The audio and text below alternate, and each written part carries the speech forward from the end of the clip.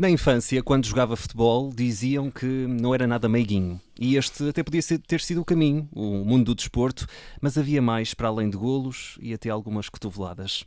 Encontrou na representação a beleza, a vivacidade e um espaço seguro para partilhar a sua arte. Talvez se lhe perguntarmos o porquê ter seguido este rumo, ele ainda não tenha bem uma resposta para nos dar. Vítor Silva Costa, em 40 minutos, a tua cara com esta introdução já diz que ainda não tens uma resposta. Bem-vindo aqui à Rádio Observador. Vítor. Bom dia, obrigado. A minha cara é pela primeira frase. Apresentas-me como um brutamontes nos idos tempos do futebol. Em relação à resposta, não tenho.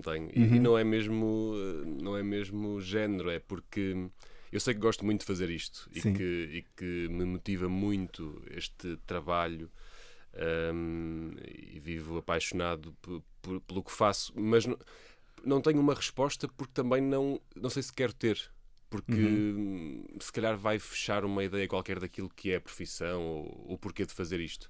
Eu sei que quero e que gosto e que vivo apaixonado por isto todos os dias, e há um propósito político, pessoal, seja o que for, mas não quero fechar uma resposta qualquer, pelo menos na minha cabeça. Isso mas descansa-me. não achas estranho o facto de há tantas pessoas com este sonho que querem muito ser ator e desde pequenos têm este sonho de estar num palco, de estar na televisão? Para essas pessoas não pode soar um bocadinho estranho, tipo, do género, não é, eu não quero estar aqui, mas eu não sei o que me levou até aqui. Mas acaba por ser interessante também. Sim, porque a questão é, eu quero muito estar aqui, quero muito estar neste sítio e fazer o que faço. Eu acho que a minha... como disseste no início, eu não cresci com a vontade de ser ator. Nem tenho referências na família, nem perto de mim, que me fizessem optar por isso, ou pelo menos ter esse interesse. Sempre fui muito mais um rapaz do desporto. Trabalhar como ator e estudar teatro foi uma coisa que apareceu mais tarde, já na adolescência. Portanto, eu acho que tem a ver com isso, tem a ver... Como não foi plantada e desenvolvida essa ideia e essa vontade desde muito novo, eu fico sempre... Foi um escape, foi uma espécie de volta de sobrevivência, ir estudar teatro. Portanto, eu acho que ainda estou a aproveitar essa onda de isto aconteceu por acaso. Eu agora não estou aqui por acaso porque decidi que quero estar aqui e com todas... E há todo um trabalho que fizeste, há todo um trabalho, um caminho. E é um trabalho que continuo a fazer. Mas é isso. Eu não me canso nunca do trabalho. Claro que há momentos de frustração imensa, de dificuldade, seja ela qual for, mas nunca me canso deste trabalho e espero nunca me cansar. E eu acho que o facto de eu não ter uma resposta concreta para eu sou ator porque faz com que eu não me canse, porque eu não defini para mim próprio porque é que sou. Porque em momentos de falha, que é um sítio onde eu estou com muitas vezes, Acontece. Em momentos de falha, isso salva-me às vezes, que é, eu estou aqui, eu sei que quero estar aqui, não tenho uma resposta, porque se eu fechar a ideia, na minha cabeça é, ok, eu estou aqui por isto, portanto, se isto não está a funcionar neste momento, eu vou sair, e eu não quero sair. É um horizonte sem fim, portanto. Sim, é isso. Vítor, vamos olhar para as tuas origens, para a tua infância. Foi vivida numa aldeia, Guetim, é assim que se diz? É assim que se diz. Guetim, Em Espinho. Em Espinho. Fica perto de São João da Madeira, que é de onde eu sou. Festas da Madeira. Sim. Terra das rotundas, não é? Das rotundas, dos sapatos, dos Pois é, chapéus. Pois é. Guetim, uma aldeia pequenina, uma infância vivida na rua, com os amigos, portas sempre abertas. Pensar nesse tempo, que memórias é que te traz, em termos de nostalgia, e que saudades é que tens desses tempos? Cada vez menos, porque é cada vez mais distante, e não tenho, sei lá, eu não sou uma pessoa muito saudosista. Penso sempre mais no futuro do que no presente, que é uma coisa também que não é muito saudável às vezes. Imagina a ansiedade. Sim, muita ansiedade sempre, mas eu vivo mergulhado em ansiedade. Às vezes não parece, mas acontece muito. São tempos muito felizes, na verdade, e são memórias muito concretas que eu tenho de imagens. Eu tenho uma noção de tempo meio desfocada. Quando me perguntam muitas vezes, então, em 2014, o que é que estavas a fazer? Ou quando é que fizeste este espetáculo? Quando é que começaste a estudar? Eu tenho uma noção de tempo pouco precisa. E esses tempos, para mim, são muito concretos. São provavelmente os tempos mais concretos e mais precisos que eu tenho na minha memória. Portanto, são sempre muito felizes. Sei que não se vão repetir. Sei que provavelmente não voltarei a ver estes 2 meus amigos com quem eu brincava sempre na Eram rua. 2, não é? Eram 2, sim. Chamam-se, espero. Não sei o que é feito deles. Sim. Bruno, os 2. E eram tempos muito felizes de jogar à bola e de estar na rua. Passava o dia todo na rua depois da escola. Mas sim, curiosamente, apesar de não ser uma pessoa saudosista e de viver mergulhado nessas memórias, são provavelmente as memórias temporais e de imagem real na minha cabeça mais concretas. Portanto, isso para mim significa que são muito importantes ainda hoje. E nessa infância que tu tiveste, os teus pais acabaram por se refugiar muito no trabalho, eram pessoas que trabalhavam muito, e tu tiveste aqui alguém que cuidou muito de ti, a tia Rosa, que ocupa aqui um espaço muito, muito importante na tua vida. Que importância é que teve esse colo numa altura tão inicial da vida e em que se calhar precisamos ali talvez de um rumo e de um acompanhamento, não digo especial, mas de alguém que nos encaminhe se calhar para a nossa melhor versão, não é? Sim, a minha tia Rosa foi fundamental.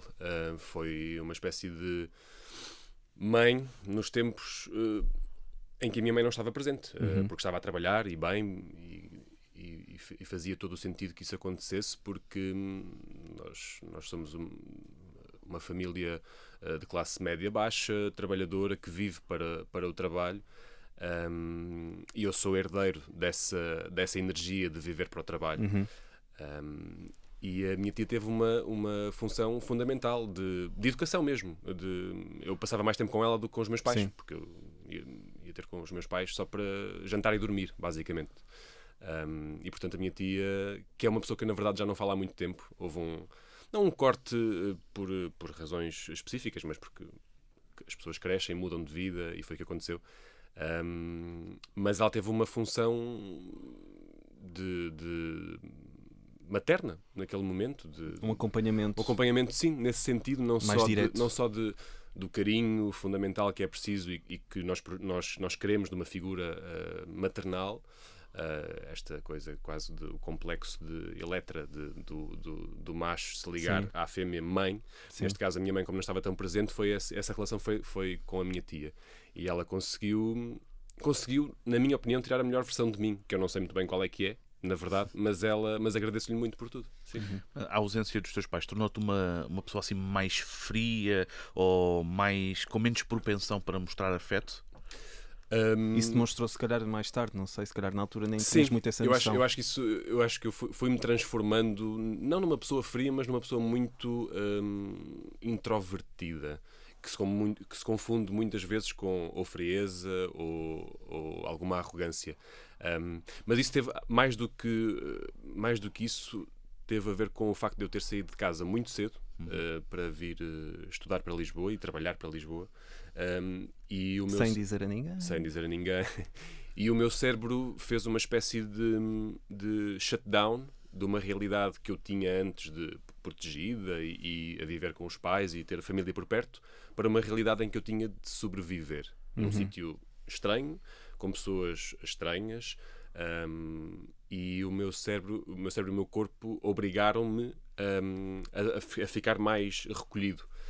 E sim, esse conscientemente foi o momento em que eu mudei, a minha personalidade mudou drasticamente, de alguém que estava sempre na rua e muito alegre para uma pessoa que sentia a necessidade de se proteger muito em relação a todos os perigos, entre muitas aspas. Um mundo diferente. Um mundo diferente. De estar em silêncio, por exemplo? Sim, completamente. Escola, faculdade nova, comecei a trabalhar cá também. Tudo o que isso envolveu fez-me sentir a necessidade de me proteger. Se isso é certo ou não tenho a certeza, mas foi a forma que eu arranjei de conseguir estar. O teu pai passou-te grande parte da paixão que há pelo futebol. Tu és um benfiquista ferrenho, o teu pai também. Dizes que das poucas vezes que eu viste chorar foi por futebol. Pergunto o que é que tu tens do teu pai e o que é que há em ti também da tua mãe, em pequenas coisas. Onde é que isso se nota? Da minha mãe, há uma coisa muito clara que parece que é um defeito grande, mas não é. A minha mãe tem uma sensação constante de estar em falha, em falência. E a forma que ela usa para lutar contra isso é trabalhar, motivar-se e estar presente. Eu herdei muito isso da minha mãe, essa sensação de a qualquer momento isto pode correr mal, portanto eu tenho que estar sempre ativo. Um passo à frente. Um passo à frente. Eu herdei isso da minha mãe e houve momentos em que eu achei que não era bom, porque lá está, ansiedade e uma sensação qualquer de perda constante, mas é isso que me faz olhar para as coisas de uma forma com motivação e com vontade e com alguma visão de futuro. Eu acho que foi isso que eu herdei da minha mãe, para além da minha mãe ser uma mulher super carinhosa e preocupada e generosa. Do meu pai, adotei algum pragmatismo, acho eu. O meu pai é uma pessoa muito pouco dada a emoções. Tirando o Benfica. Tirando o Benfica, sim. Que é um mundo à parte. É a emoção à flor da pele constante no meu pai. Mas o meu pai é uma pessoa que não é pouco dada a emoções, porque elas estão todas lá.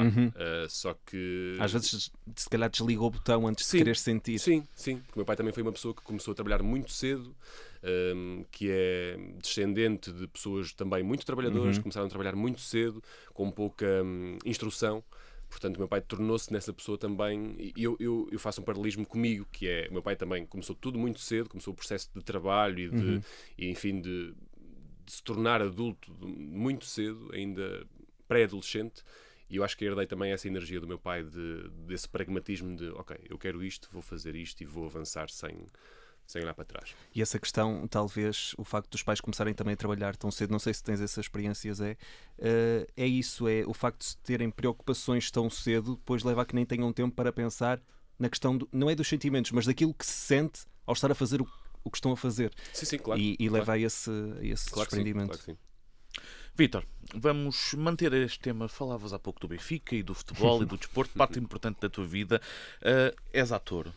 Mas podias ter sido jogador de futebol se não fosse uma pequena grande lesão. Daqueles arruaceiros mesmo. Daqueles arruaceiros. A Jorge Costa. Eu já lá ia. Como é que um jovem que estava focado no desporto encara essa situação de não posso continuar isto por causa de um problema físico? E eras assim tão caceteiro, como se diz? Não era. Em minha defesa... Não, era. Em minha defesa, a formação do Futebol Clube do Porto, que era onde eu jogava na altura em que a possibilidade de ser profissional de futebol era muito, muito real. A referência do clube como capitão de equipa e estrela da posição onde eu jogava era o Jorge Costa, de facto. Eu, quando comecei a jogar no Porto, o Jorge Costa já não jogava no Porto, mas era uma presença recente. Aliás, se pensarmos em referências para essa posição no Futebol Clube do Porto, Fernando Couto, sim, Bruno Alves, assim mais recentes. Ou seja, pessoas meiguinhas. É uma herança da formação de um clube e de uma terra que luta todos os dias por aquilo. E eu sou herdeiro dessa vontade de ganhar, se pode chamar assim. Mas sim, tive um treinador que me dizia sempre que é uma premissa bastante polémica, que é... Ao passar a bola, passa o jogador? Exatamente. E eu fazia jus a isso. Geralmente a bola ficava sempre comigo, mas quando a bola não ficava comigo tinha que ir o jogador. Pronto, e eu seguia à risca muito essa instrução e as coisas correram bem. E como é que foi quando tiveste de fechar essa porta? Foi mal, foi doloroso, para mim um bocadinho inconsciente, na verdade. Era o caminho que tu achavas na altura que... Não, eu sabia, depois não sabia como é que ia correr a médio e longo prazo, mas eu tinha a certeza que eu ia ser profissional de futebol, porque eu jogava no Futebol Clube do Porto com 15 anos, 16, tinha um pré-acordo profissional com o clube de fim de formação e de profissionalização. E, portanto, na minha cabeça, eu já era internacional português também. Sim. E na minha cabeça, e o feedback que ia tendo era que, se tudo correr bem, serás profissional. A decisão de deixar de jogar, muito repentina, foi muito inconsciente, na verdade, porque eu não tive um período de nojo em que vou pensar sobre o que agora, se calhar, ok, vou fazer a cirurgia e depois recupero com os médicos do clube e depois continuo. aí foi o meu cérebro a entrar em ação e dizer, se tu não vais fazer isto a 100%, porque a informação que eu tive foi que, ok, podes continuar, mas haverá sempre aqui uma mazela, porque isto é uma coisa pequena, mas o que me disseram foi, quando tiveres 30 anos, ou seja, quando tiveres 30 anos, eventualmente o teu corpo pode se ressentir, porque haverá desgaste e haverá...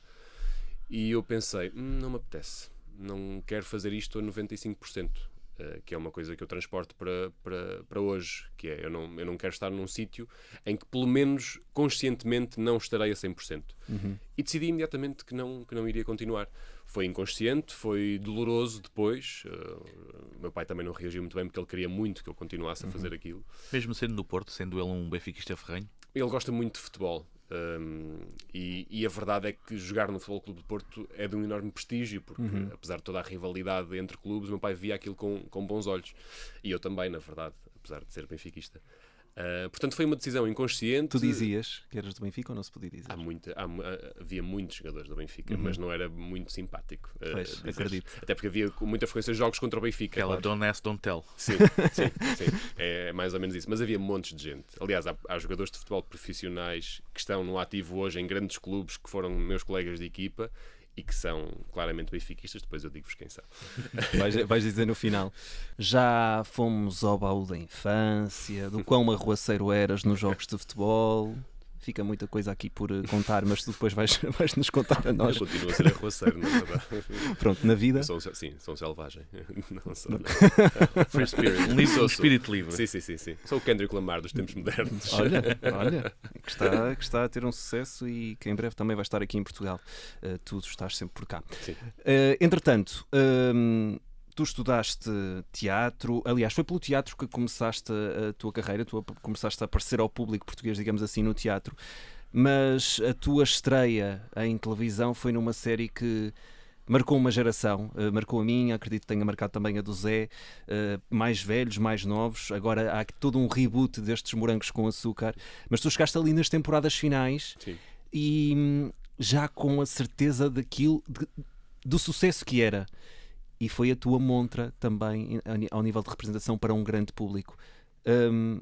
Como é que foi encarar essa primeira fase em que tens uma grande exposição, estavas em Lisboa e a questão da imprensa também, de começarem a surgir notícias sobre ti, as pessoas a terem uma opinião sobre ti, a escreverem coisas sobre ti. Como é que foi essa primeira fase?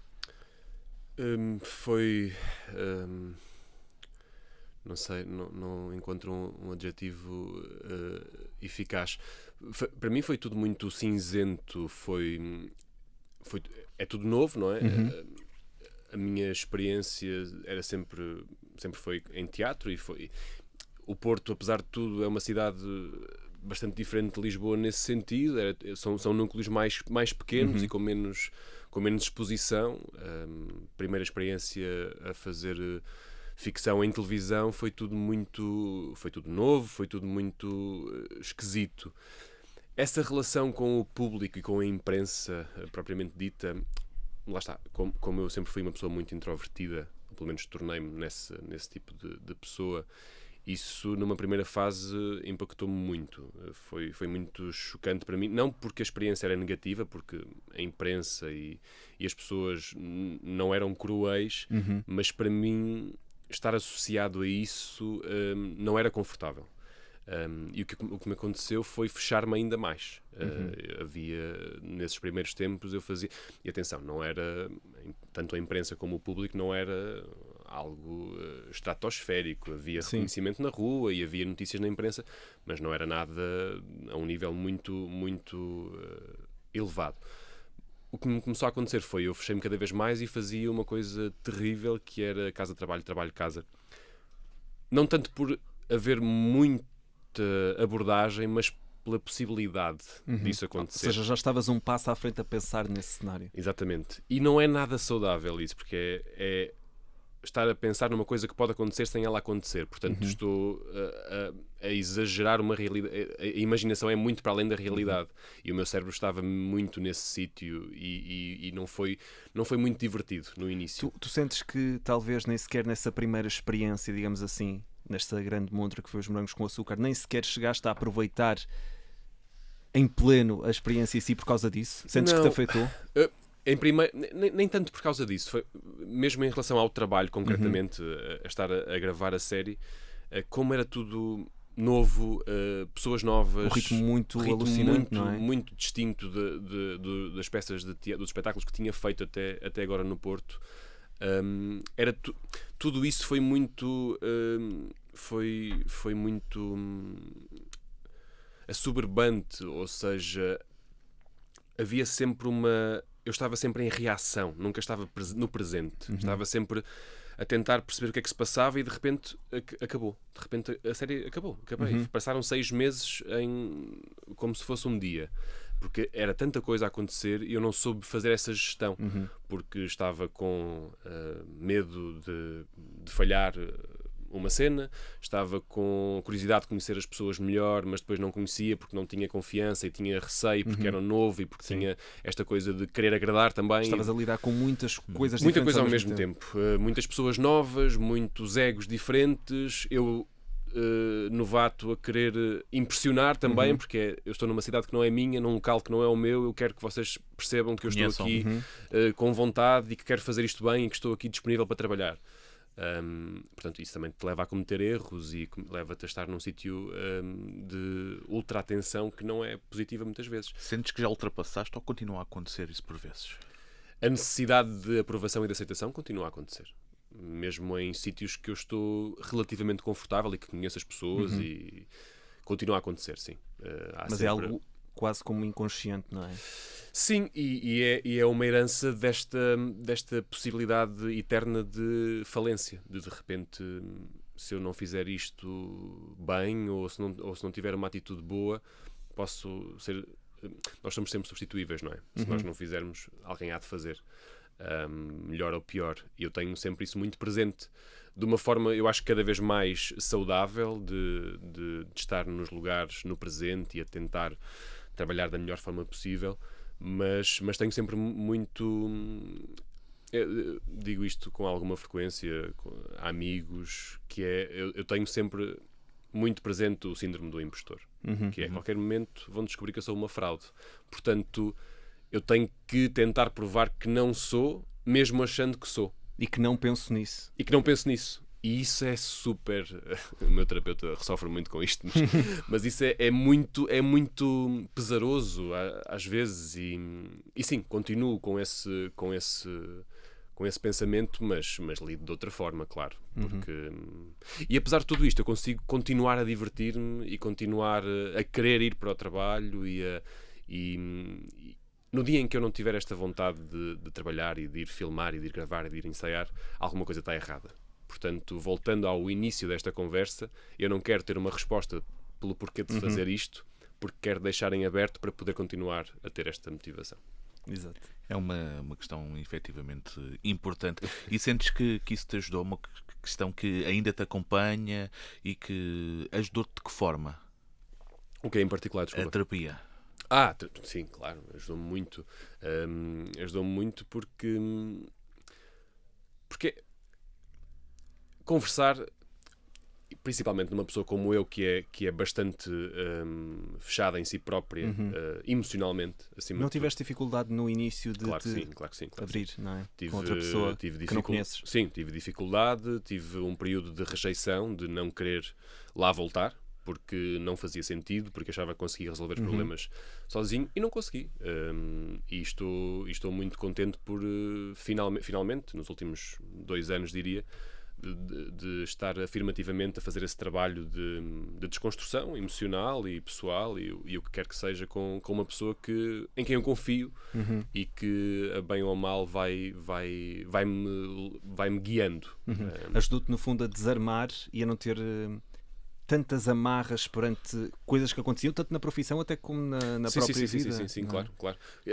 Até porque na profissão isso era um entrave, porque emocionalmente, se eu não estiver num lugar saudável ou pelo menos ágil, depois na profissão isso se sente, não é? Porque nós trabalhamos com emoções, trabalhamos com pessoas, para as pessoas, e se emocionalmente não houver aqui uma flexibilidade, isso nota-se. E a terapia ajudou muito nisso até. E eu tenho sempre esta coisa muito perversa, que eu penso sempre como é que as coisas que eu faço na vida me vão ajudar no trabalho. E a primeira vez que eu fui à terapia foi: eu preciso ir à terapia porque preciso de fazer melhor o meu trabalho. Não é preciso de me desconstruir. A primeira vez que fui à terapia foi por isso. E depois também falei nisso com o terapeuta e ele começou a tentar fazer com que eu pensasse nas coisas de outra forma. E esta ideia básica de se eu não estiver bem comigo, não vou estar com ninguém, não vou fazer nada bem. Portanto, começar por aí, começar pela essência das coisas, e tem sido fundamental fazer terapia, sim. E mostras aí um bocadinho aquela questão da herança do trabalho, tanto Sim. que vem do teu pai, Sim, eu sim, vou sim. à terapia Sim, sim, porque sim, preciso sim. fazer um trabalho melhor. Exatamente. E é muito engraçada esta visão que o Vítor está a ter, porque vou recuar aqui 2 episódios com a Bárbara Branco, onde falamos exatamente sobre isto, e a vossa visão é muito parecida da questão da terapia, porque ela falava da questão de: tenho o meu trabalho, tenho de gravar 25 cenas e nas cenas eu dou um abraço à mãe, discuto com a mãe, e essa questão é importante para nós também percebermos a dimensão e aquilo que é o vosso trabalho.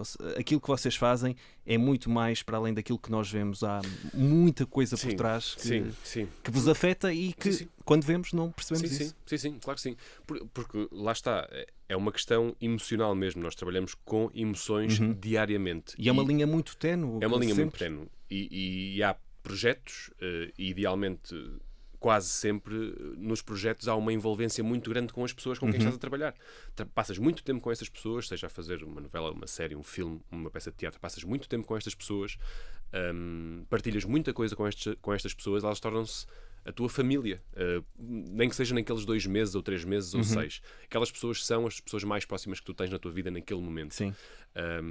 E isso muitas vezes é difícil de lidar, porque é essa coisa. Estás um dia a gravar 20 cenas com um arco emocional de 0 a 1000, e apesar de ser um trabalho, e isso é muito importante que tenhamos sempre isso em consideração, que é o que nós fazemos é um trabalho, representar, interpretar um personagem é um trabalho, mas é um trabalho que envolve o coração, e quando isso acontece é muito difícil desligar.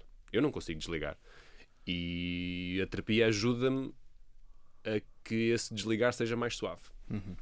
Vamos falar de teatro. Por favor. Parece-te bem, João? Vamos a isso. Vamos falar de teatro. Vamos falar do teu mais recente... Força, João. Não, antes de irmos ao projeto, ainda queria fazer aqui mais uma questão, que é o lado... Ainda continuamos aqui no lado mais emocional. Eu sei que o teu irmão é muito fã do teu trabalho. É daquelas pessoas que se gosta de sentar na primeira fila e ver uma peça tua. Qual é esse sentimento de sentires que tens ali a tua família, as pessoas que tu gostas, quando sobes a palco? Acredito que a sensação seja diferente de televisão para teatro, porque o teatro é um meio muito mais do momento, do real, daquilo que está a acontecer. Como é que tu sentes esse calor vindo da plateia dessa primeira fila? Sim, o meu irmão, eu também o obrigo a ser meu apoiante. Não? Sim. Não. Ele e os meus pais vêm sempre ver os meus... espetáculos, aliás já têm bilhete também para a farsa, para este espetáculo que está em cena agora. Já vamos falar dele. Já vamos falar dele. Sim, há uma... E eu sinto da parte deles, porque eu sinto o mesmo. É uma espécie de espelho. Como nos afastámos muito cedo, o meu irmão, eu tinha 18, portanto o meu irmão tinha 8 anos, nós afastámos-nos fisicamente muito cedo. E isso fez com que nós nos ligássemos muito, curiosamente, pela ausência, pela impossibilidade de estar presente diariamente. E, portanto, nós nunca tivemos aquela coisa que muitas vezes os irmãos têm de brigas e de provocações. Nós temos isso de uma forma muito, muito saudável. E sempre que estamos juntos, o meu irmão é perfeito nisso, que é o que eu valorizo muito nos amigos também, que é, eu posso não falar com um amigo meu durante 2 meses, mas sei que se lhe ligar, ele vai estar lá da mesma maneira e não vai cobrar. E o meu irmão tem isso. Se for preciso, manter a mesma conversa que tinham começado há 2 semanas atrás. É isso mesmo. Há 2 meses. É isso mesmo. E os meus amigos mais próximos, que são pouquíssimos, têm isso. Eu posso estar 3 meses sem falar com eles porque tenho coisas para fazer e eles também. E de repente ligo ou mando uma mensagem e eles estão lá exatamente da mesma forma. E o meu irmão é essa pessoa. E eu valorizo muito isso. E o meu irmão, agora que é mais crescido também, já é um amigo nesse sentido. e continua a ser muito presente e apoia muito, tal como os meus pais, nesta coisa do trabalho, e vibram muito. Minha mãe e o meu pai são os melhores apoiantes que uma pessoa pode ter, porque gostam sempre, mesmo quando é horrível, quando eles vão ver um espetáculo em que eu sei que aquilo não é bom, eles adoram. Sim. E isso é muito... Há sempre elogios para fazer. Sim, isso é muito refrescante. Este que não é o caso aqui na farsa de Inês Pereira. Vítor, o teu mais recente trabalho, que, João, supostamente seria no Teatro Nacional da Ana Maria II, mas devido às obras, para obras. foi preciso haver aqui uma alteração. Sim. Exato, uma parceria com o Teatro Variedades. Nós podemos te ver com esta peça. É um espetáculo a partir de um clássico de Gil Vicente, aqui com algumas alterações que o Pedro Penin decidiu fazer e que acho que tu estás muito confortável com elas. Sim. Ainda assim, tu entras a meio desta peça, ou seja, és no fundo aquele, fazendo aqui uma analogia com o futebol, és aquele jogador que entra a meio para fazer a diferença e para reforçar o plantel. É mais difícil fazer essa adaptação, entrar a meio de um projeto? Eu já fiz isso algumas vezes, 2, 3 vezes, e não sei se é mais difícil, porque por um lado vens com uma energia nova, mesmo para o grupo. O que é bom também para o grupo. Para o grupo de trabalho é bom porque dás coisas novas e o processo é quase como se voltasse ao processo de criação, mesmo para quem já está, e isso é muito refrescante. Para mim foi... Grande parte das pessoas eu já conhecia o Pedro, já tinha trabalhado com o Pedro, e o Pedro Penin é uma pessoa mesmo muito especial, de quem eu gosto muito, e acho que ele tem feito um trabalho maravilhoso, não só na Praga, na companhia que ele fundou, mas agora no Teatro Nacional. E é sempre muito cuidadoso e muito carinhoso, e fui muito bem recebido por eles. A peça é muito bem escrita pelo Pedro. 90% desta farsa é do Pedro, só tem uns 10% de Gil Vicente. E fico sempre muito assustado, não é? Entrar a meio de um processo de um comboio que já está em andamento, tens que te adaptar também. É um jogo de adaptação de ambas as partes. Ainda assim, tu já conhecias grande parte das pessoas, já tinhas trabalhado sim, com elas, não é? Curiosamente só não conhecia a Stella, que é quem interpreta a Inês Pereira, mas foi muito fácil, foi muito rápido dar-me Sentiste que com tinhas de mostrar mais porque estavas a entrar mais tarde? Para, de certa forma, correr um pouco mais para acompanhar? Sim, nesse sentido, sim, de tentar igualar uma expectativa ou uma energia que já existia, e que o espetáculo tem tido muito bom feedback pelo país inteiro e tem sido um sucesso nesse sentido. Portanto, a expectativa também é chegar e não destoar, não é? Acrescentar coisas novas, e tentei fazer isso no processo de ensaios, e acho que consegui acrescentar novidade ao trabalho e dar coisas novas também aos outros atores. E acho que isso foi bem conseguido, mas é sempre como não estás desde o início do processo, entras sempre com dúvida, não é? Mas lá está, o Pedro e toda a equipa do espetáculo foram ótimos e foram super bons anfitriões, e foi muito fácil. Muito bem. Então, mas quem és tu nesta peça que é inspirada em Gil Vicente, não é? 90% Pedro Penin, 10% Gil Vicente, sobre uma mulher média burguesia que, pronto, tem as suas aventuras, aqui sendo Gil Vicente um pouco mais cómico. E quem és tu nesta trama? Sim. O meu personagem chama-se Luís Henrique da Mata, é um cavaleiro, é uma espécie de... É um homem misógino, um homem do seu tempo e, infelizmente, do nosso tempo também, que quer casar com a Inês, que é quase prometido a Inês Pereira, mas o que ele quer, na verdade, é exercer poder sobre. E aparece aqui encomendado pela Brígida Vaz, interpretada pela Ana Tang, e de facto casa-se com a Inês Pereira, só que a partir do momento em que se casa, decide que a única coisa que quer do casamento é exercer poder sobre a Inês Pereira. E rapidamente se percebe que aquilo vai correr mal, e consegue exercer poder, consegue fazer com que ela não saia de casa, que é uma coisa, na verdade, que ela gosta, porque o Pedro, e muito bem, transforma a Inês Pereira, que é, na sua origem, no texto de 1500 e muito, uma mulher que sofre não, mas é uma mulher que não é empoderada, é uma mulher que está constantemente em sofrimento. O Pedro escreve esta Inês Pereira como uma mulher empoderada, uma mulher que decide que não quer trabalhar e que isso pode ser uma realidade, que decide que quer casar com um homem rico e que quer fazer dele o que quiser, porque é essa a vontade dela. É uma mulher super empoderada. E o Luís Henrique casa-se com ela, depois vai à sua vida e, entretanto, tem o karma que acaba por merecer, que é morto em Marrocos. Ele vem de Marrocos, volta para Marrocos e é morto em Marrocos. Portanto, sim, o Luís Henrique da Mata é um personagem... É um personagem, na verdade, clássico do Gil Vicente, porque ele é dos poucos que é mesmo da farsa de Inês Pereira, porque muitas personagens são... Sim. Umas são escritas de novo, outras são de outras peças. O Luís Henrique é um dos poucos que faz mesmo parte da farsa de Inês Pereira, e é isso mesmo, é um homem... É um tirano, é um farsolas, porque ele diz-se rico e abonado e não é.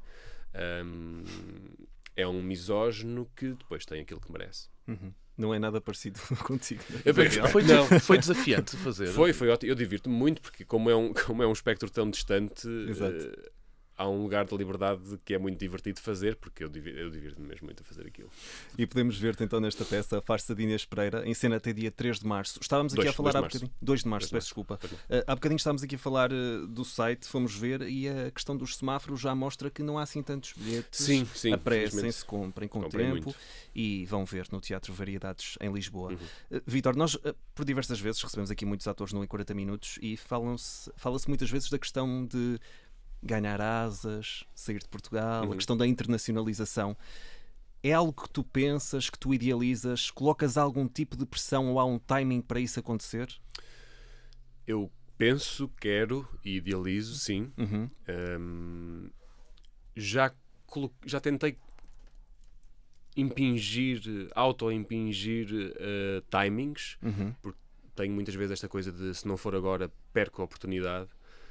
Já percebi que a oportunidade surge, ou o momento surge sem criar... É mais saudável não criar um timing, porque lá está. Vem outra vez a frustração, vem outra vez a ansiedade e é um ciclo vicioso em que não saímos. Eu estou um bocadinho nesse ciclo, mas não tenho, por várias referências perto de mim e não tão perto, já percebi que não há um timing, não há uma altura certa, as coisas acontecem porque acontecem. O que eu faço para me...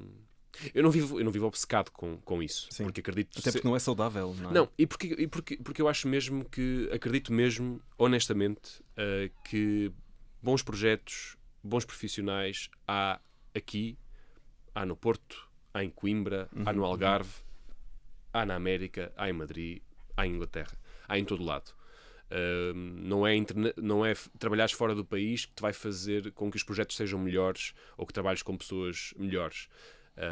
Acho que às vezes há uma ideia um bocadinho errada disso, de que lá fora é um bocadinho uma coisa que nós sofremos enquanto povo. Se calhar por sermos um país mais pequeno pensamos mais nessa questão. Esse síndrome de inferioridade é muito real. Eu acredito que isso não é uma realidade. Claro que trabalhar com outras pessoas de outros países é muito importante porque te enche de novos horizontes e de ferramentas novas, mas eu acredito em bons projetos e em pessoas boas mais do que essa necessidade e essa vontade exasperante.